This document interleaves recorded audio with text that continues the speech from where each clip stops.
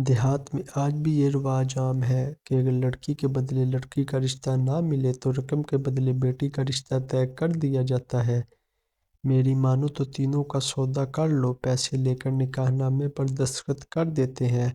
سالے کو بھی کچھ رقم دو گے تو بہتر رہے گا، ورنہ وہ یہ سب نہیں ہونے دے گا۔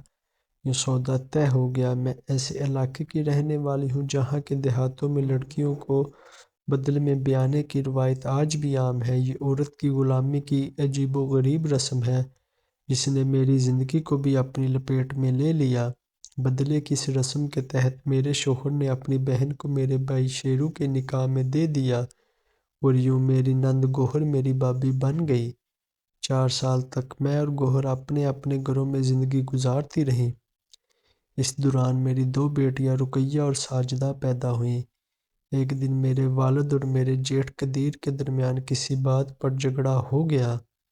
غصے میں آ کر میرے والد نے قدیر کو برا بھلا کہہ دیا، جس پر قدیر طیش میں آ گیا۔ گھر آ کر اس نے میرے شوہر سے کہا، نور اپنی بیوی کو طلاق دے دو اور بچیوں کو اس سے چھین لو۔ میرے شوہر نے جواب دیا، بڑے بھائی ہماری بہن گوہر کا کیا ہوگا؟ وہ بھی تو 2 بچوں کی ماں ہے۔ قدیر نے کہا، ہم اسے بھی گھر لے آئیں گے۔ یہ بات سن کر میرا شوہر سوچ میں پڑ گیا اور ایک دن کی مہلت مانگی۔ اگلے دن ہم ابھی سو کر ہی اٹھے تھے کہ خبر ملی میرے والد کو میرے جیٹھ قدیر نے قتل کر دیا ہے۔ اصل معاملہ یہ تھا، قدیر اپنی بہن گوہر کو لینے گیا تھا، لیکن میرے والد نے بہو کو میکے بھیجنے سے انکار کر دیا۔ گوہر بھی اس جھگڑے میں قربانی کا بکرا نہیں بننا چاہتی تھی اور اپنے بھائی کے ساتھ جانے سے صاف انکار کر دیا۔ قدیر نے بہن کے انکار کو اپنی توہین سمجھا اور پاس پڑی سوٹی سے اسے مارنے لگا۔ جب میرے سسر نے بیچ بچاؤ کرنے کی کوشش کی تو قدیر نے غصے میں آ کر کلہاڑا اٹھایا اور میرے والد پر حملہ کر دیا۔ ایک ہی وار میں وہ وہیں ڈھیر ہو گئی۔ یہ خبر پورے دیہات میں جنگل کی آگ کی طرح پھیل گئی۔ کسی نے ہمیں اطلاع دی تو میں اپنی دونوں بیٹیوں کو لے کر علاقہ کے معزز شخص چودھری سردار کے گھر پناہ لینے چلی گئی۔ مجھے معلوم تھا کہ اپنے گھر میں میری زندگی محفوظ نہیں رہی۔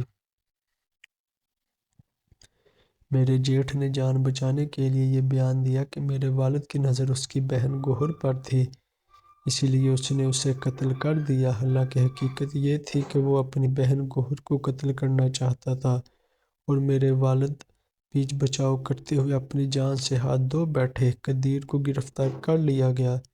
ادھر میرا شوہر نور گوہر کو اپنے گھر لے آیا، کیونکہ میں پہلے ہی چودھری سردار کے گھر پناہ لے چکی تھی۔ میرے بھائی نے گوہر کے دونوں بیٹیوں کو اپنے پاس رکھ لیا اور انہیں ماں کے ساتھ نہیں جانے دیا، حالانکہ دونوں بچے بہت چھوٹے تھے۔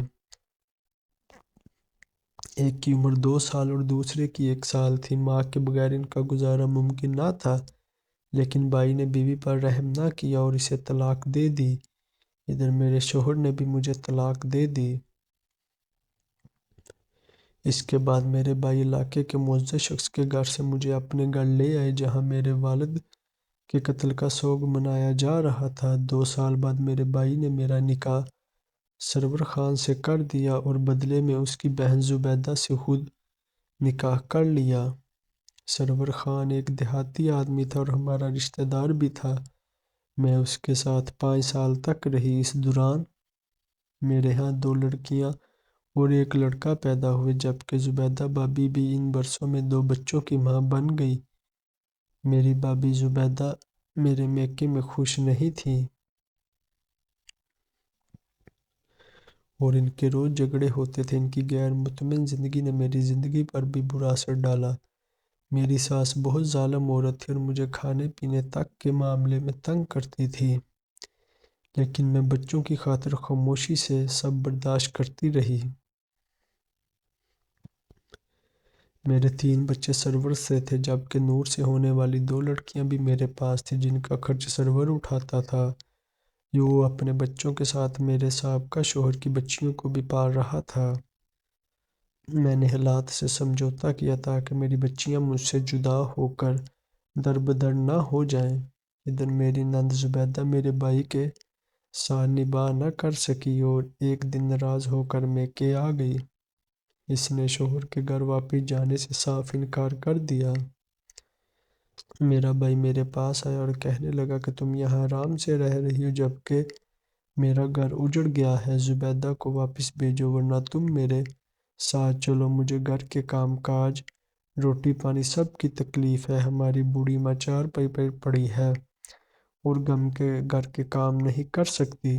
میں نے زبیدہ کو سمجھایا کہ بھابھی تم بھائی کے ساتھ گھر چلی جاؤ، دیکھو وہ تمہیں لینے آیا ہے، اگر تم نہیں جاؤ گی تو تنازع بڑھ جائے گا اور میرے 5 بچے دربدر ہو جائیں گے۔ لیکن میری منت سماجت کے باوجود زبیدہ نہ مانی اور اس نے طلاق کا مطالبہ کر دیا۔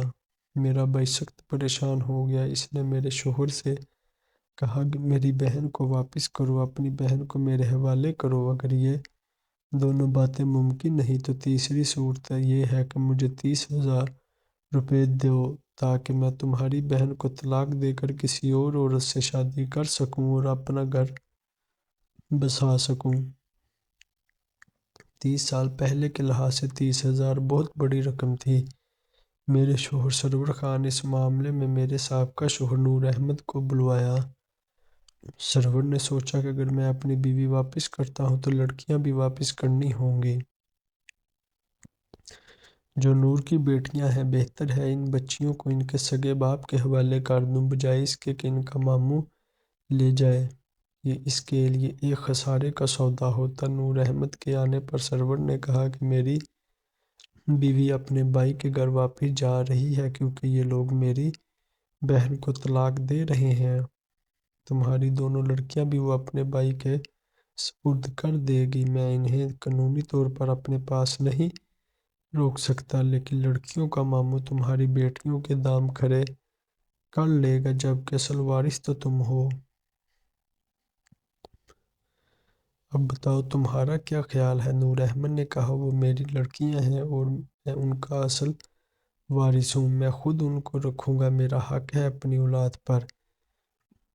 یہ چھوٹی تھی تو طلاق کے وقت میں نے رحم کرتے ہوئے انہیں ان کی ماں کے ساتھ رہنے دیا، لیکن اب یہ سمجھدار ہو گئی اور ماں کے بغیر رہ سکتی ہیں۔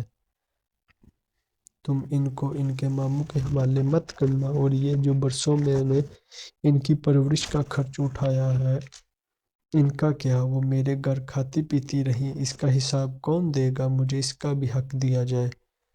میرا سابقہ اور موجودہ شوہر آپس میں خالہ زاد تھے۔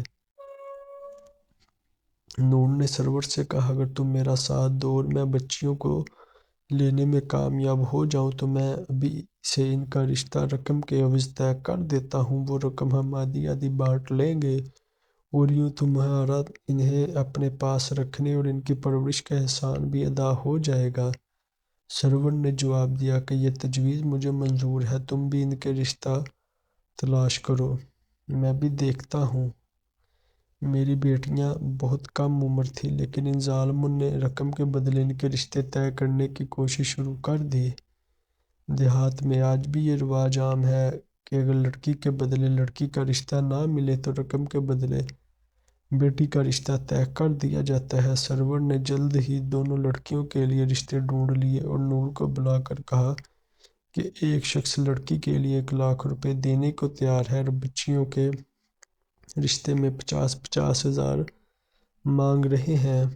اب بتاؤ کیا ارادہ ہے؟ نور نے کہا مجھے یہ تجویز منظور ہے لیکن کسی کو کانوں کان خبر نہ ہو ورنہ لڑکیوں کا ماموں مسئلہ کھڑا کر دے گا۔ میری مانو تو تینوں کا سودا کر لو، پیسے لے کر نکاح نامے پر دستخط کر دیتے ہیں۔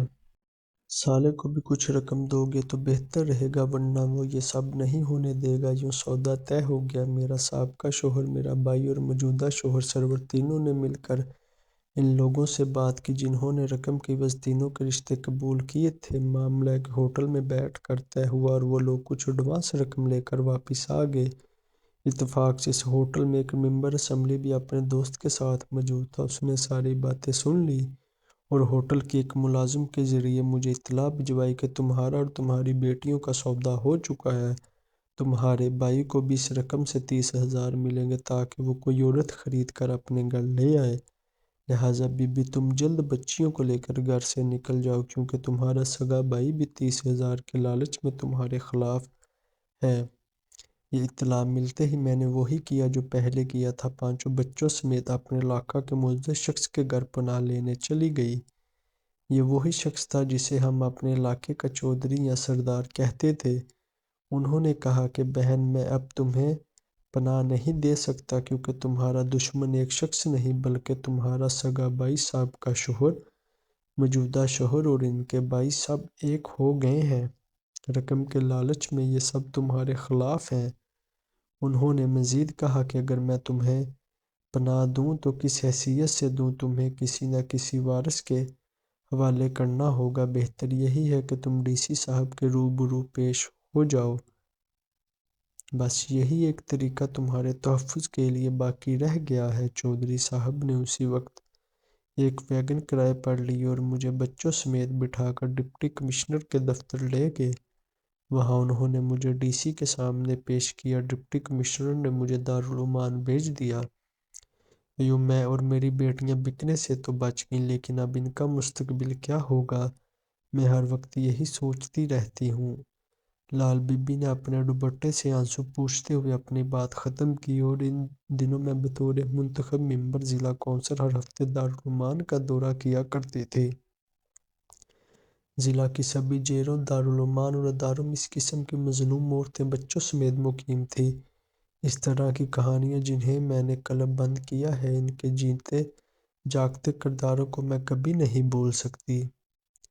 اگر آپ لوگوں کو میری کہانی پسند آئی ہے تو کمنٹ سیکشن میں اپنی رائے کا اظہار ضرور کیجیے، اور اگر ابھی تک آپ نے میرا چینل سبسکرائب نہیں کیا تو میرے چینل کو سبسکرائب کر لیجیے گا۔ شکریہ۔